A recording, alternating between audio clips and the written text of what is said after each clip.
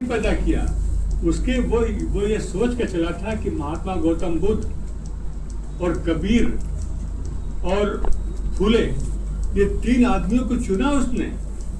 और ये हम सब के सोचने की बात है कि एक आदमी जो अपने आप को बनाना चाहता है, कुछ करना चाहता है, जिस समाज से आया है और जिस समाज को वो देख रहा है, कुछ सोच नहीं सकता है कि जब उसको ये कहा गया कि तुम यहाँ बैठो, यहाँ मत बैठो, तुम ये इस गिलास को छुओ, इस गिलास को ना छुओ, क्या गुजरती होगी उस बच्चे के ऊपर।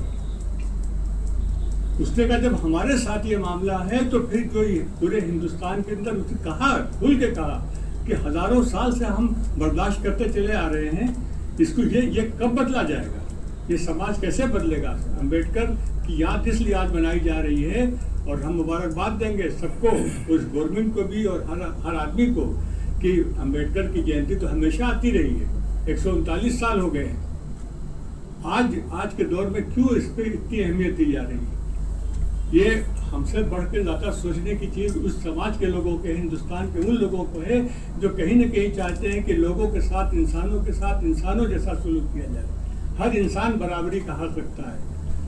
यही वो आग थी जिस आग ने अम्बेडकर से कहा, जो उनके कई अल्फाज हैं, उनके जुमले हैं कि जिन लोगों ने मनुस्मृति लिखी है, अब हम उनकी जगह पर भारत का संविधान लिखेंगे और हम बताएंगे कि ये किताब अब पढ़ाई जाए।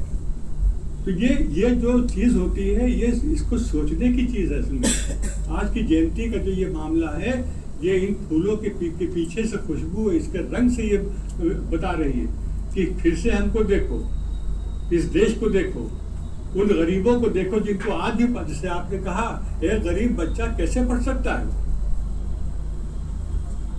ये शिक्षा और ये हेल्थ, ये जो बुनियादी चीजें थी आम जनता के वास्ते, ये कहाँ से मिलेगी हमको। अम्बेडकर ने जो कुछ लिखा है संविधान में, वो खुद नहीं लिखा है, उन्होंने कितना अध्ययन किया होगा, कितना पढ़ा होगा, और जो पढ़ा वो किताबों से ज्यादा उन्होंने अपने समाज को पढ़ा, एक एक गली को पढ़ा, एक एक पगडंडी को पढ़ा, एक एक झोपड़ी को पढ़ा, और उसके अंदर रहने वाले के दर्द को पढ़ा, तब जाके ये जो संविधान जो है हमारा बना है। हम बहुत फख्र से पूरी दुनिया में कहते हैं कि ऐसा कानून, ऐसा संविधान, ऐसा आइन दुनिया के किसी भी मुल्क में नहीं, जिसमें हर एक को जीने का हक दिया गया, नहीं, हर एक को आज़ादी और बराबरी का हक दिया गया। इसके पीछे आखिर क्यों इनका चयन हुआ था अम्बेडकर जी का, वो दौर याद कीजिए, कैसे कैसे लोग थे, और उन लोगों की मौजूदगी में ये जिम्मेदारी उनको क्यों दी गई। कोई बात तो रही होगी ना। अम्बेडकर जैसे लोग बहुत कम पैदा होते हैं, इस समाज को बदलने वाले लोग हैं, इसलिए इनको हर हालत में याद करना चाहिए, सिर्फ आज के दिन नहीं, रोज हमारी जिंदगी का एक एक पल जो है वो आज के मुल्क में, आज के हालात में हमसे तकाजा करता है। क्या देखो कि कैसे अम्बेडकर बने।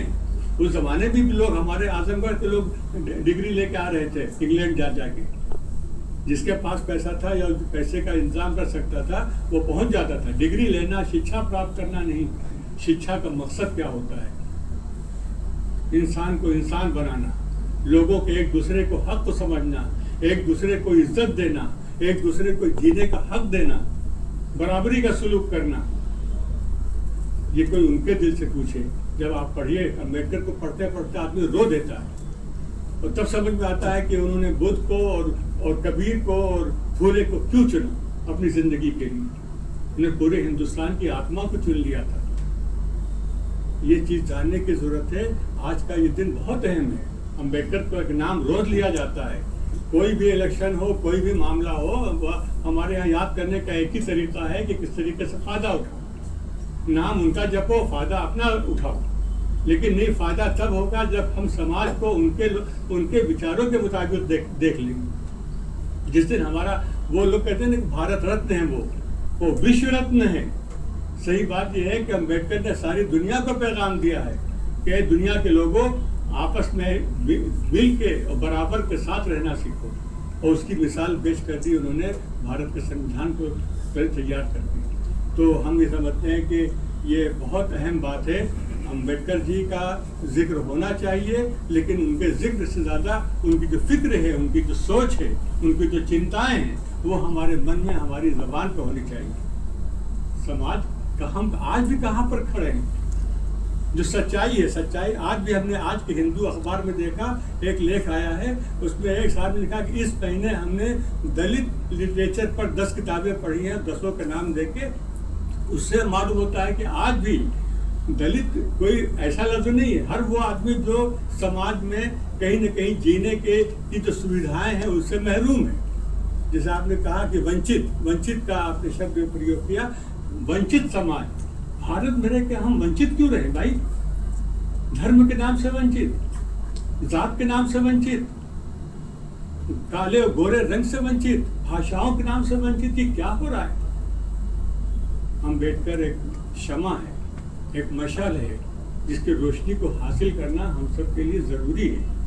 और तभी हमको हक होगा कि हम ये कह सके कि हाँ, हम आज गए और एकीकरण समिति के प्रावधान में हमने जो है आज उनको याद किया, उनके ऊपर फूल उनके ऊपर अर्पित किए। हमारे जो नौजवान लड़के हैं, जो हमारे यहाँ, वो आपने सही कहा कि यहाँ जो लोग बैठे हैं समाज के वो लोग हैं जो राह दिखाने वाले लोग, सब के सब।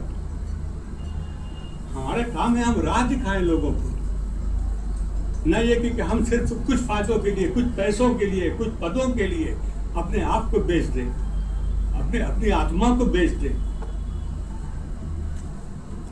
अम्बेडकर ने अपनी आत्माओं को नहीं बेचा, कभी नहीं बेचा। चाहते तो बहुत बड़ी बड़ी उनको एक से एक सर्विस बाहर की दुनिया में मिल जाती है, लेकिन अम्बेडकर ने जो किया उसका नतीजा आपके सामने है कि आज हम बड़े फख्र से, गर्व से कहते हैं कि हमारा दस्तूर, हमारा संविधान दुनिया का सबसे अच्छा संविधान।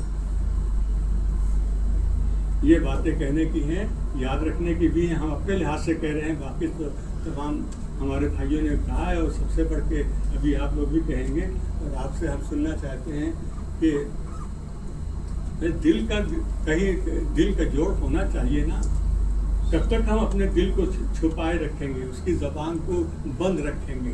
सच हमारी ज़बान पे नहीं आ पा रहा है, कहीं मसलहत है तो कहीं फ़ायदा है, तो कहीं बुज़दिली है, तो कहीं डर है।